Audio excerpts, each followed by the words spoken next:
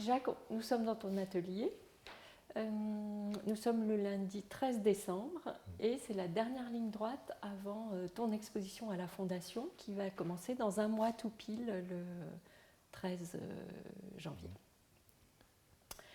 On va faire un tour d'atelier et parler de ta peinture, mais je voulais d'abord que tu nous dises le titre de l'exposition, de ton exposition que tu as choisi et pourquoi ce titre.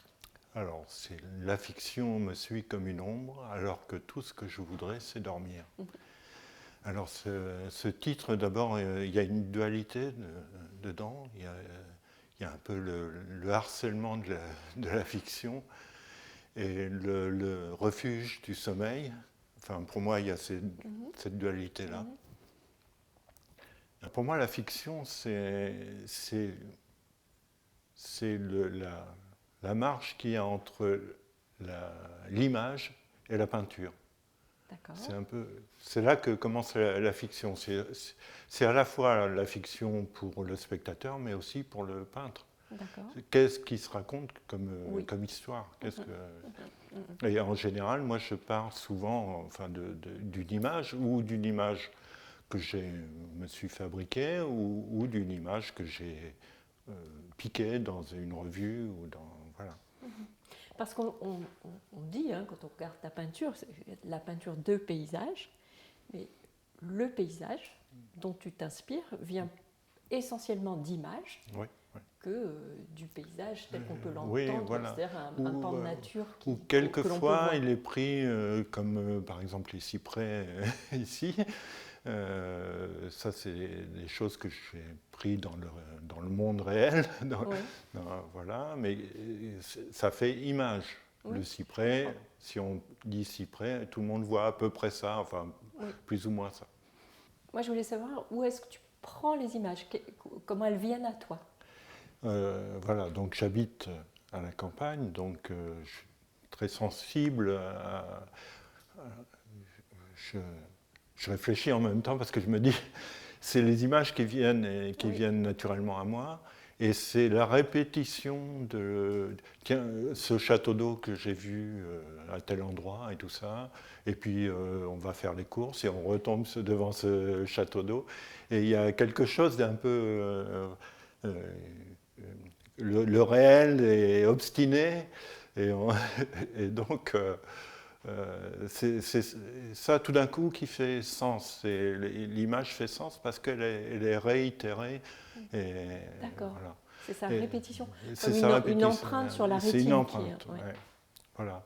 Alors, par exemple, j'ai mis très longtemps à m'apercevoir que c'était un séchoir à tabac à la grange qu'il y a le long du chemin pour arriver ici. Donc, et j'ai peint.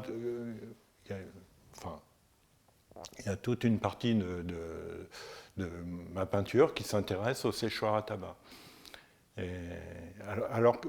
Mais j'ai mis 4 ou 5 ans avant, avant de vraiment le voir. Voilà. Donc c'est pareil pour les châteaux d'eau. J'en ai rêvé beaucoup aussi, les châteaux d'eau, les accords froids, le blanc, le bleu, le vert. Voilà, le château d'eau dans le paysage, pour moi, c'est ça déjà en premier, c'est cet accord froid. C'est-à-dire que tu vois le paysage tu vois le paysage en tant que peintre, mais il te faut du temps pour déclencher cette vision picturale. Oui, il faut une maturation.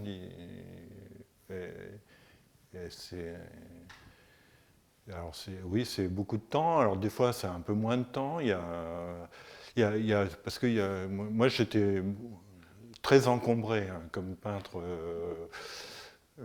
J'ai rêvé de peinture à partir de 13-14 ans. Et voilà, je me prenais pour Picasso, pour Paul Klee, pour des gens comme ça. Et donc ça a mis assez longtemps à se décanter et à me défaire de ces influences, ces obsessions plutôt que des influences. J'ai mis longtemps à comprendre qu'il y avait une différence entre être influencé et se prendre pour quelqu'un, voilà, qu'on n'est pas.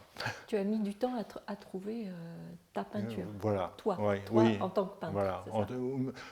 Ça a commencé, en fin de compte, c'est quand il y a eu un questionnement, voilà, sur mes échecs, sur aussi mes réussites, quand il y en a eu, mais voilà, c'est ce questionnement qui a fait que tout d'un coup, voilà, le travail s'est personnalisé. Jacques, comme ça fait plusieurs fois que je visite l'atelier, que j'ai vu quand même pas mal ta peinture, il me semble qu'il y a des sources d'inspiration qui ne viennent pas que du paysage réel qui t'entoure et de cette chose quotidienne dont tu viens de nous parler. Oui, alors, en fin de compte, certains disent de ma peinture qu'elle est un peu surréaliste. Alors, c'est un terme que j'aime pas beaucoup, bon, alors que j'ai été, comme beaucoup de gens de ma génération, fasciné par les surréalistes. Bon, l'histoire littéraire peut-être du surréalisme aussi. Mais donc il y a un goût un peu pour le bizarre,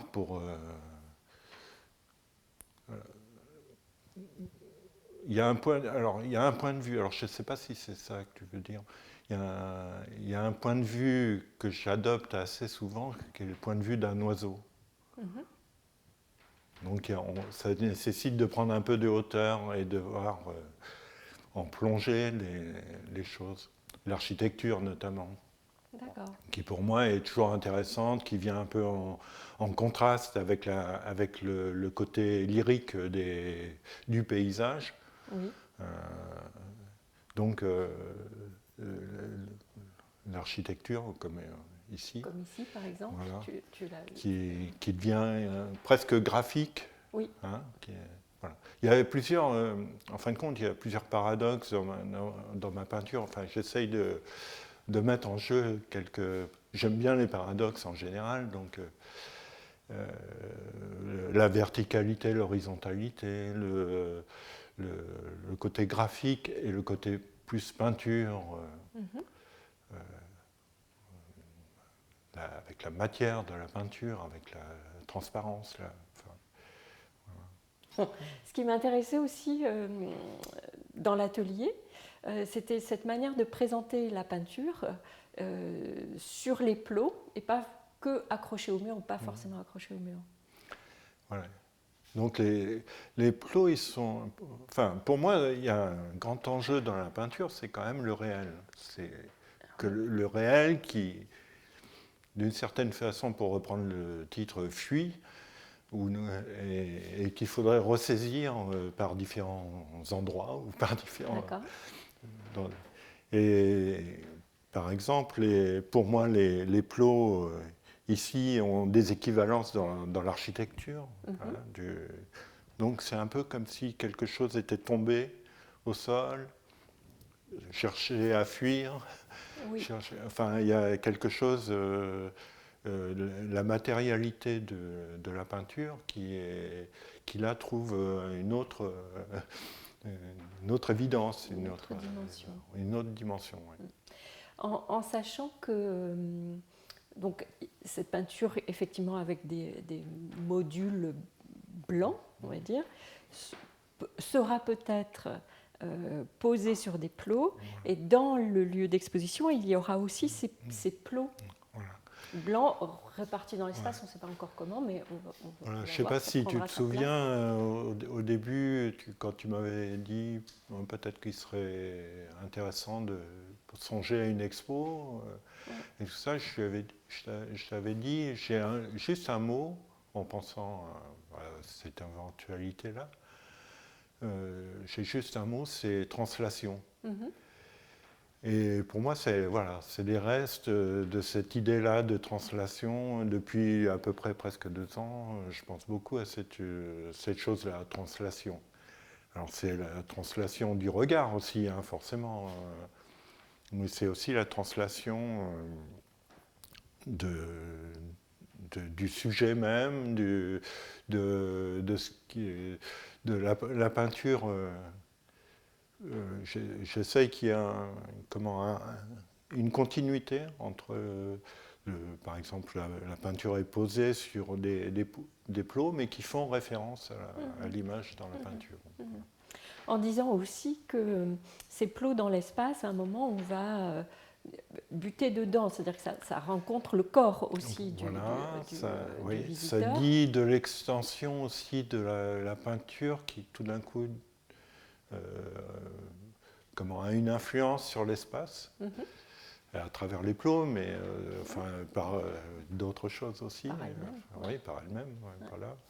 Donc, ça m'intéresse beaucoup, ça, ce jeu dans l'espace. Voilà, c'est ce qui.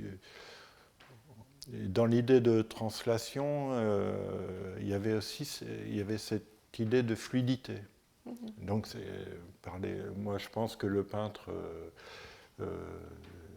est le maître du regard, il dirige le regard vers où il veut. Et en tout cas, s'il y a un pouvoir du peintre, c'est bien celui-là, c'est de donner à voir par où on entre dans la peinture, par où on en sort. Voilà. Et donc, ça introduit une fluidité, une certaine fluidité, et ce mouvement, il est un peu. Il peut être pris dans les deux sens. Moi, je pense toujours à quand on est dans un train, dans une gare, et on voit tout d'un coup le train de l'autre côté du quai qui avance. Et on croit que c'est nous qui avançons ou l'inverse. Oui. Voilà. Une sensation troublante. Voilà. Oui. Donc, pour moi, créer de la fluidité, c'est aussi essayer de semer un peu le trouble chez les spectateurs, et comme si c'était la peinture qui allait bouger et pas lui. Voilà. D'ailleurs, à ce propos, on en avait beaucoup parlé quand j'étais venue à l'atelier une autre fois, des choses qui se passent dans ce qu'on peut voir à l'atelier et qu'on ne reproduit pas forcément dans l'exposition. Alors, on ne sait pas si on le fera dans l'exposition ou pas, mais c'est vraiment ce qui se passe ici, c'est-à-dire qu'on met une toile devant une autre, parce que quand on visite un atelier, on déplace beaucoup de peintures, puis à un moment, on ne les range pas toutes, on les superpose, et du coup, il se passe quand même visuellement quelque chose là, qu'on trouvait intéressant. Alors, il y a quelque chose, en fin de compte, dans mon travail, c'est quand même, je m'intéresse beaucoup, sans en faire réellement, mais je m'intéresse beaucoup au collage. Oui.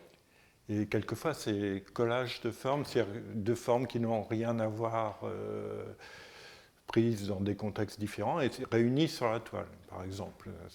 Mais ça peut être aussi deux toiles qui se confrontent comme ça. Et j'aime beaucoup cette idée de collage. Et déjà, en fin de compte, cette installation-là, je l'ai faite sciemment. D'accord. Voilà. Tout est pensé. Voilà, donc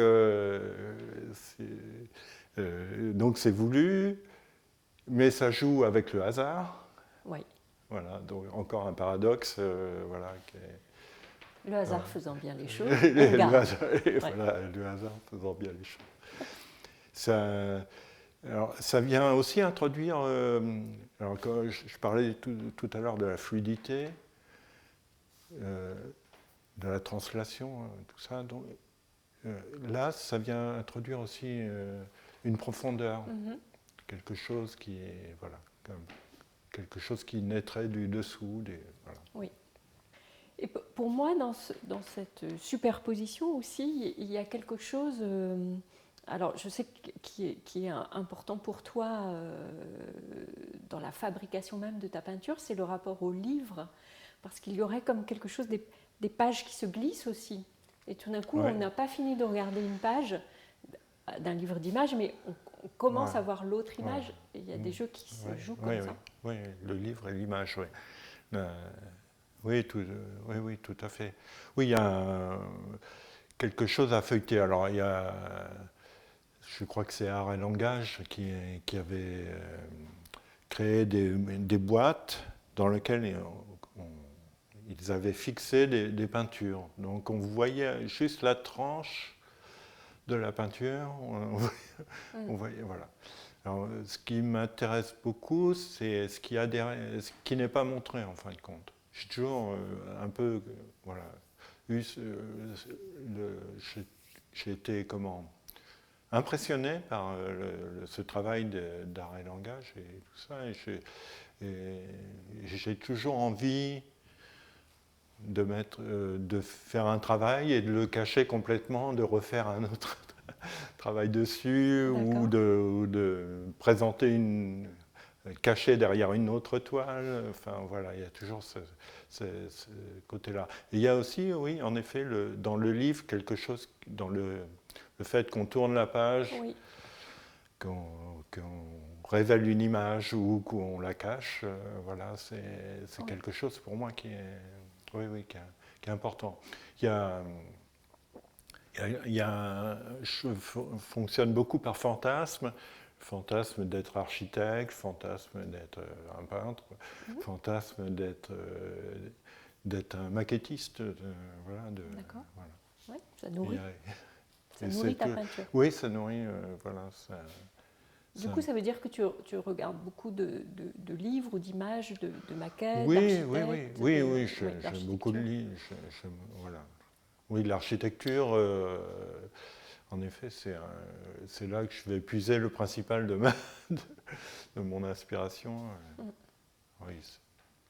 Donc, dans cette histoire d'architecture et de modules, je trouve qu'on le retrouve dans ta peinture, dans la manière de l'organiser aussi. Je pense à ce quadriptyque qui est là, mais quelquefois c'est des très grands diptyques, par exemple, où il y a eh bien, quelque part de l'image et quelque part de la peinture, et que tout ça fait une seule œuvre dans les modules. Tu peux parler de cette construction-là ?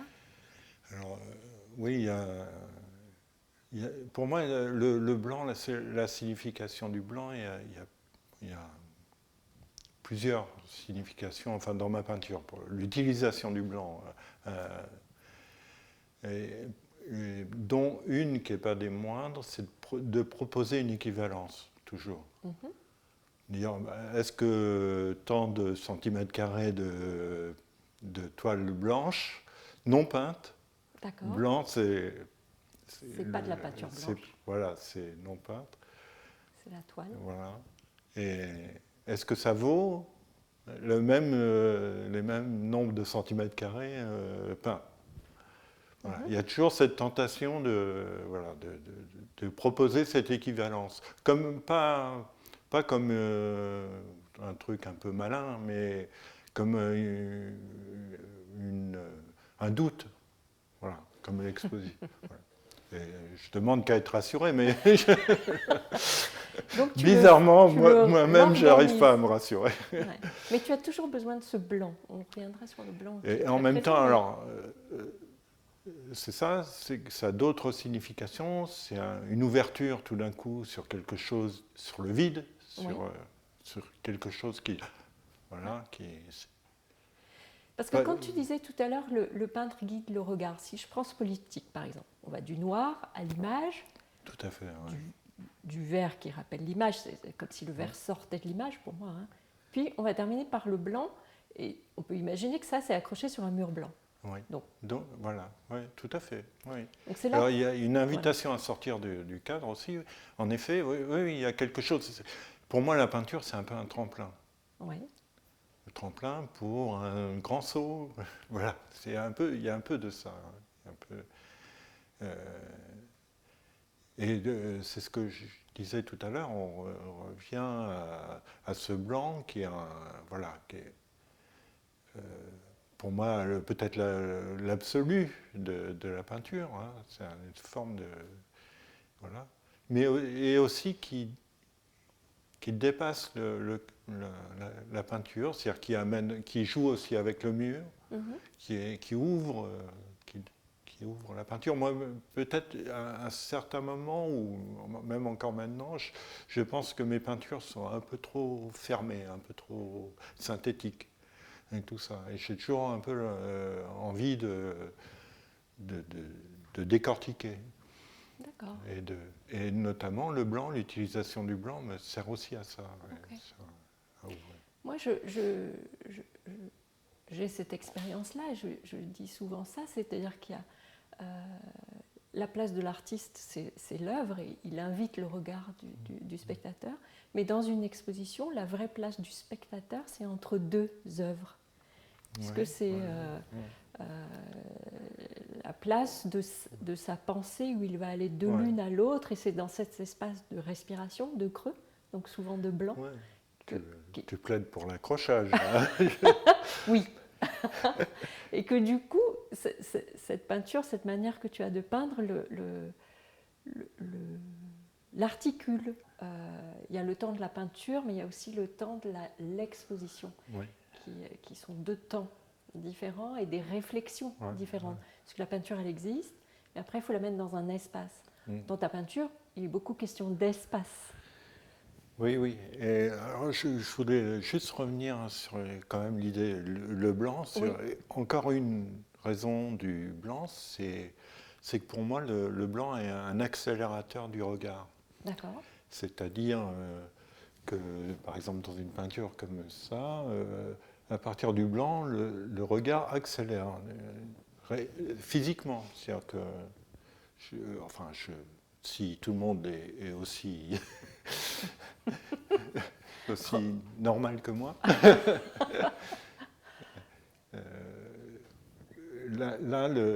Donc si ça accélère, si le regard accélère, en effet, il se passe quelque chose avec le mur, avec la toile montrée après. Oui. Voilà, donc ça induit en effet quelque chose. Le titre de ton expo, c'est « Circuler, il n'y a rien à voir ». Oui. Quand il n'y a rien à voir, ça circule. Voilà. Et c'est moi, en fin de compte, c'est ce que j'essaye de faire. Circuler. Modestement, mais. Il y a quand même à voir. En tout cas, de jouer avec ça. De la même façon que c'est scandé par l'égalité des formats, voilà, le dernier carré blanc, rectangle blanc, voilà, accélère et on sort. D'accord. Voilà. D'accord. Quelquefois, le blanc est ailleurs dans ta peinture, et quand tu dis dans l'égalité des formats, il y a parfois des diptyques, et l'image est... il n'y a pas le blanc sur un diptyque et l'image sur un autre, bien que ça existe aussi, mais quelquefois l'image, elle mord un peu, plus ou moins, sur la peinture, sur le format. Comme si je n'avais pas pu acheter le format correspondant à mon projet. Il y a une rupture quand même du regard et du blanc qui sont... Bien sûr, il y a deux formats identiques, mais... là, il y a beaucoup à voir avec le fantasme de maquettiste dont je parlais tout à l'heure. La mise en page d'un livre La aussi. mise en page, voilà. Du pli. Du pli, tout à fait. Vertical, horizontal. Oui.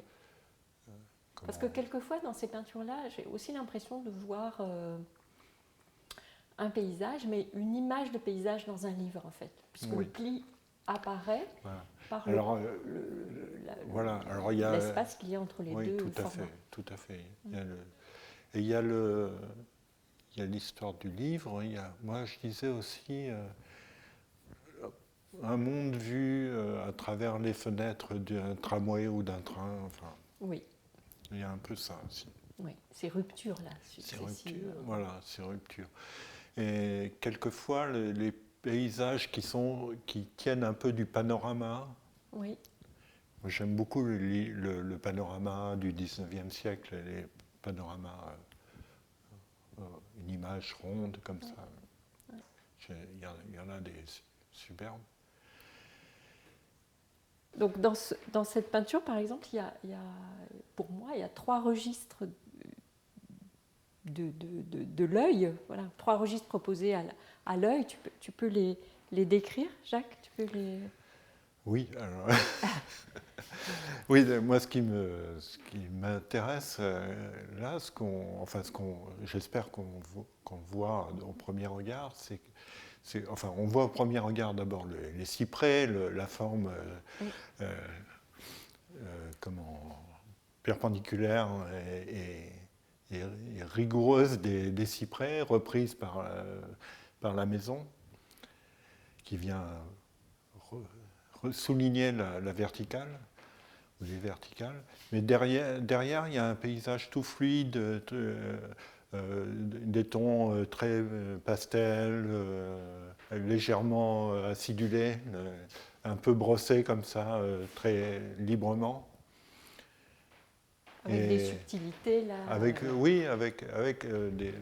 des subtilités ou des transparences. Enfin, c'est des jus, c'est assez liquide. Voilà,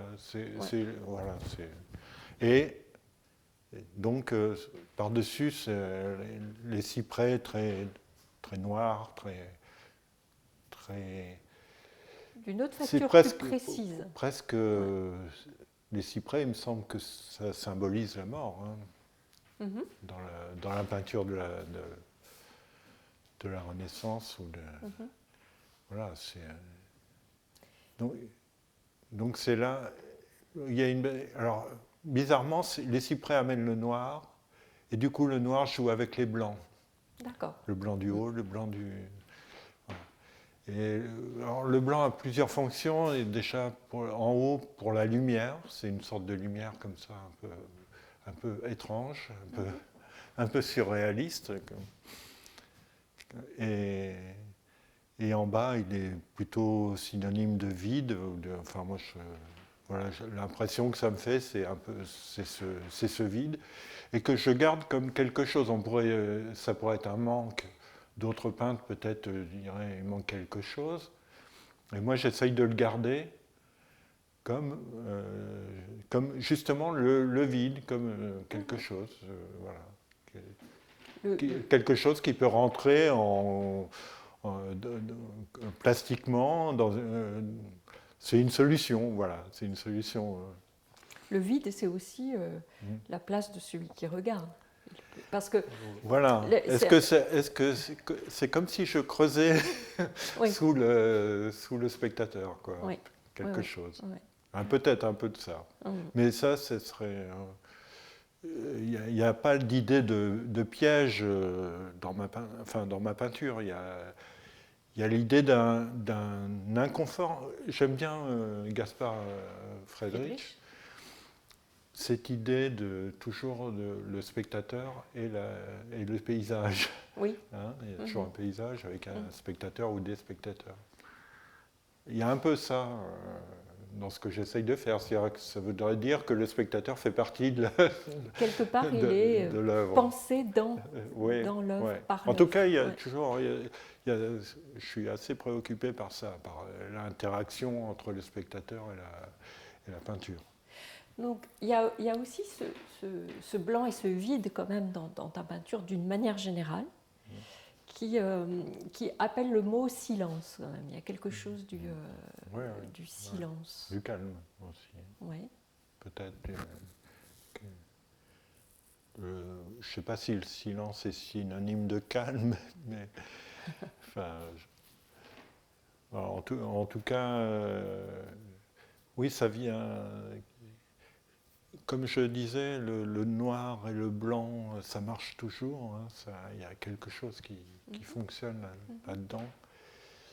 Et j'aime bien prendre les extrêmes. J'aime bien prendre l'extrême lumière et l'extrême ombre. Mais dans cette notion de silence, pour moi, il y a aussi la manière de peindre. Là, dans l'arrière-plan, il y a ce geste de la brosse qu'on voit un peu. C'est pas une peinture gestuelle, c'est pas une peinture qui pour moi est plus bruyante si on essaye d'associer des sens de la vue et du son, par exemple. Oui, la peinture gestuelle, oui. Là, il y a vraiment quelque chose en même temps, où j'ai un point commun avec la peinture gestuelle, c'est que j'essaye de... C'est pour ça que je prends des grands formats, enfin des formats relativement grands, c'est que j'aime bien mettre en jeu le corps. Là, et ça appartient aussi à la peinture gestuelle. Enfin, une partie. Voilà. Mais sans avoir les outrances, ou la démonstration de la peinture gestuelle. Voilà. Mais donc, si on fait des collines, j'aime bien déployer comme ça les collines, comme si je tirais un rideau. J'aime bien me retrouver avec un spalter, de la peinture très liquide comme ça, et puis voilà. Alors, c'est il y a super. quelque chose de la matière quand même. Voilà, il y a une jubilation là. Mais dans un rendu discret. C'est-à-dire que c'est pas ça qui prime sur voilà, un peu naturaliste, un peu, ou une image, ou des références à une image, à l'imagerie. Les couleurs là sont un peu douteuses. Il y a quand même une petite référence, le jaune, il vient de peut-être lecture de Mandrake ou des choses comme ça. D'accord. Quand j'étais gamin. Le bleu, le noir. Les trois portes noires, tu sais, là, il y a récemment l'exposition de Georgia O'Keeffe, je ne sais pas si tu l'as vue à Bobo, qui dit qu'elle a acheté une maison dans le désert mexicain parce que c'est la porte de la maison qui l'attirait et c'était une porte noire. Oui, d'accord. Et qu'elle était attirée par ce noir. Oui, mais je comprends. Par cette trouée, quoi. Mais si on regarde bien, il y a une avancée dans cette... Oui, tout à fait. Il y a des choses bizarres qu'il ne faut mieux pas sortir. Qui sont là, mais que, bon, voilà, elles sont là. Et quand même, donc ce blanc, ce vide, et les maisons, l'habitation. Est-ce que habiter, c'est quelque chose qui t'habite, justement? Non, est-ce que c'est de ça que ça alors, mes maisons, elles sont... Le point de départ, c'était les séchoirs à tabac, comme je crois que je l'ai dit, et les camps d'Auschwitz. Donc, voilà, les deux extrêmes qui ont présidé comme ça au fait que ça devienne obsessionnel un peu les maisons. Et puis au début c'était très noir, et petit à petit j'ai essayé de me dégager du côté dramatique, tragique, et j'ai voulu amener la couleur. Je trouvais que c'était un devoir de réinjecter de la vie. Mais c'est quand même toujours, moi je dirais que c'est un questionnement, la maison. Qu'est-ce qu'il y a à l'intérieur, tout ça, bon, des questions comme ça, aussi bêtes que ça, mais c'est toujours un questionnement. Et moi je la vois toujours comme un questionnement. Et alors maintenant elle peut être percée, il peut y avoir... Mais alors ce qui est marrant, c'est qu'on questionne la forme, donc l'extérieur, et on la questionne aussi sur ce qu'il y a dedans, hein, forcément. Qu'est-ce qu'elle fait là? Est-ce qu'il y a des habitants? Est-ce qu'il y a des... Qu'est-ce qui s'y passe? Et ça, mais moi j'en reste là, je n'ai pas de réponse plus. Quand dans tes évocations, là, tout d'un coup, je me disais, ce blanc, c'est aussi de la disparition. Oui, oui, c'est le manque, c'est quelque chose qui n'est plus là.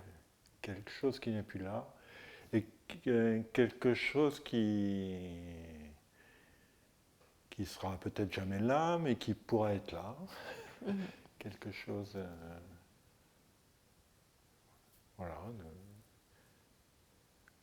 quelque chose de la vie aussi qui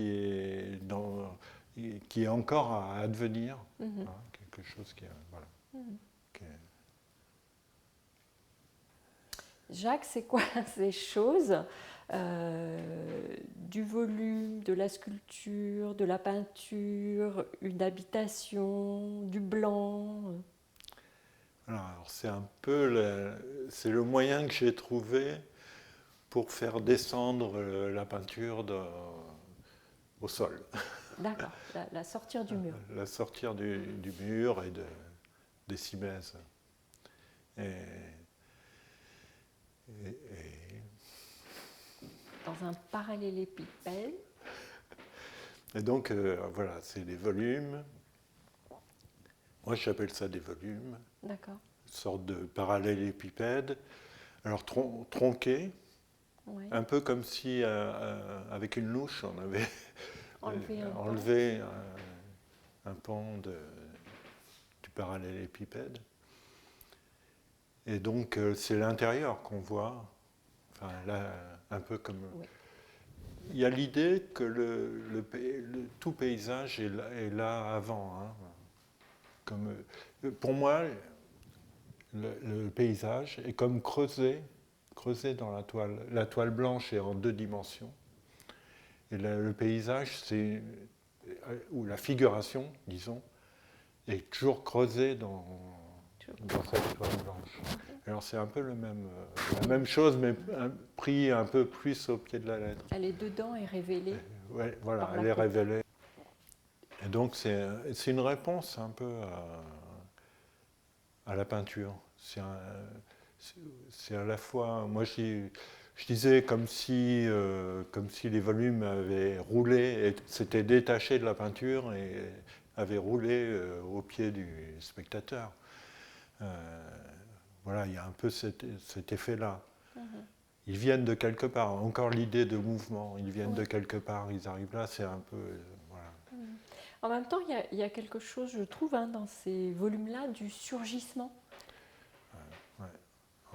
Oui, alors... Et il y a aussi la taille humaine, tu vois. Hop. Ça joue avec le corps. Là, ça entrave le déplacement, il y avait vraiment l'idée de... Parce que j'en ai fait un à peu près le même, mais beaucoup plus petit. Et du coup, il y a eu vraiment l'idée de faire une taille humaine, c'est-à-dire que le regard est perpendiculaire, quasiment. D'ailleurs, comme un livre posé sur un pupitre. Oui, on peut penser au pupitre. Oui, il y a aussi tout. Moi, j'aime beaucoup, par exemple, le métro, je ne sais pas comment ça s'appelle, les passages obligés du métro. Donc, il y a des formes un peu bizarres. On est obligé de passer entre deux. Voilà. Ça contraint le déplacement. Voilà, le contraindre oui, ça contraint le déplacement. Ça le guide. Ça le guide, voilà, ça crée une autre raison, une autre. En tous les cas, dans ces pièces, il y a quelque chose de pour celle-là, hein, parce qu'il y a effectivement des formats plus petits, mais il y a quelque chose qui monte vers nous. Si on pense peinture, on se dit c'est un petit format et en même temps il y a quelque chose qui il y a une force, pousse comme ça. Oui. Il y a un jeu entre la taille du volume et la taille de la partie peinte. Oui, il y a beaucoup ça dans mes polyptyques ou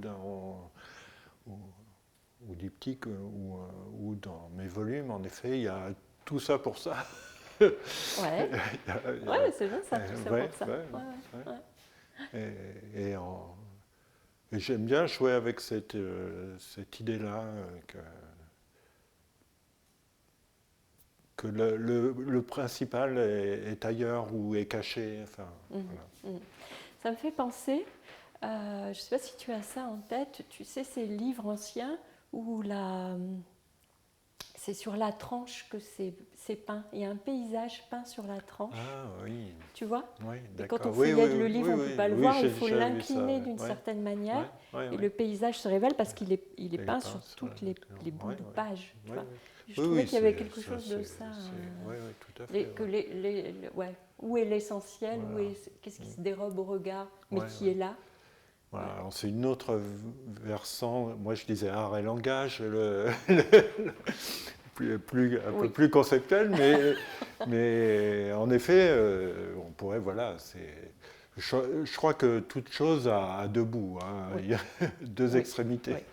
Et il y a du cachet révélé quand même dans cette histoire. Oui, bon, c'est évident que voilà, la peinture, on est au cœur de ça, hein, de ce qu'on cache. Dans le même geste, on cache et on révèle. Bon, là, je pense que tu es, toi, vraiment le peintre de la justesse de ça. Oui, ah ben ouais, ça me fait plaisir. Oui. Je suis pas sûr de. Je suis pas sûr d'être toujours juste, mais bon. C'est la quête. Voilà, c'est la quête, oui. C'est un but. Oui. Et puis d'être à la fois dans une profondeur et dans une légèreté. De pas... De la politesse, de la légèreté. Voilà, exactement. Ouais, oui. Non, on doit dynamiser voilà, le monde dans lequel on est. Oui. Autrement, c'est pas la peine. Hein, c'est pas...